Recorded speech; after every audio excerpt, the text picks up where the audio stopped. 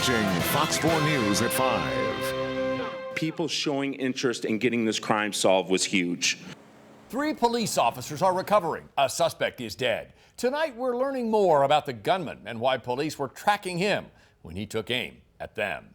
Tonight, one of the 3 wounded officers is home. I'm John Holt. And I'm Dominique Ricks. 2 officers are still recovering in the hospital. The man accused of firing at them Sunday was wanted in connection with the murder of a UMKC grad student. The shooter, now identified as 25-year-old Marlon Mack. He has a lengthy criminal history and was once known as Tulsa's most dangerous robber. Fox 4's Kara Mashik is live at police headquarters downtown tonight with what investigators say brought all of this to a head.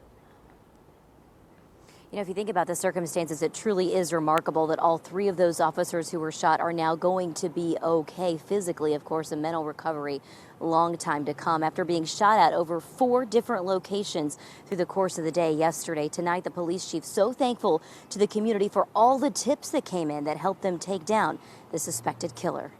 A house tucked deep in the woods combed for evidence Monday. It's this property near 30th and Topping on Kansas City's east side where police shot and killed 25-year-old Marlon Mack Sunday afternoon. I heard big bangs, like big gunshots going off, and then I seen trucks going around, and I seen at least 20 or 30 cop cars, and they were all running up and down the streets. They had canines out. It was back on July 6th, UMKC grad student Sharat Kopu was shot and killed during an attempted robbery in this restaurant at 54th and Prospect. Police releasing these surveillance images of a suspect, and tips started coming in immediately. We've been looking for that individual all week.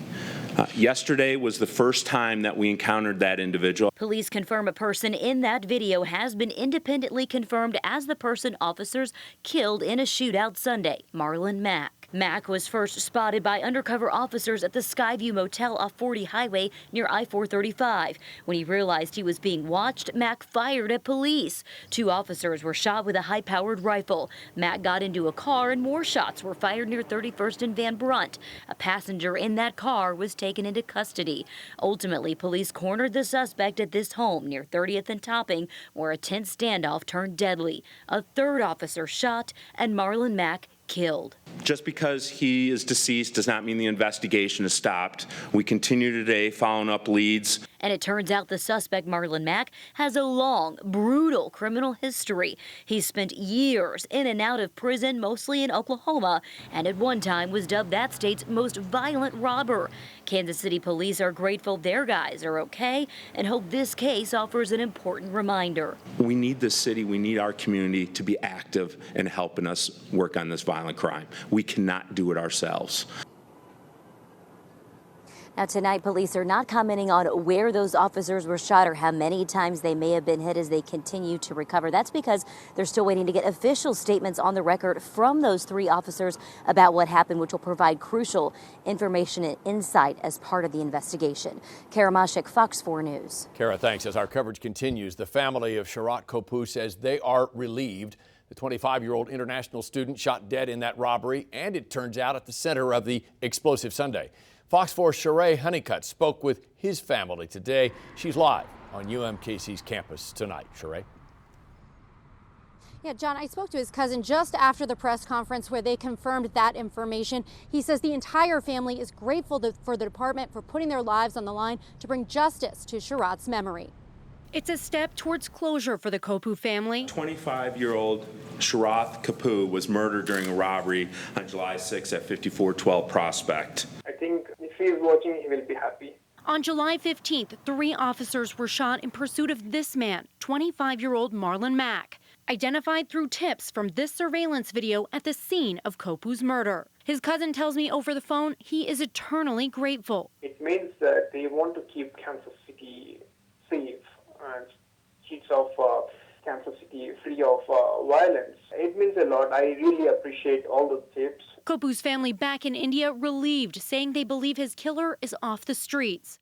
He's happy because what happened cannot be reversed. What happened to Sheriff should not happen to anyone else. The 3 officers are still recovering, but the Fraternal Order of Police says it's their job to protect people like Kopu. To just randomly kill a young child, just in the beginning of his life and doesn't even know who he's going to be, is incredibly sad. That's the kind of guy that pulls a gun on a police officer and tries to kill him.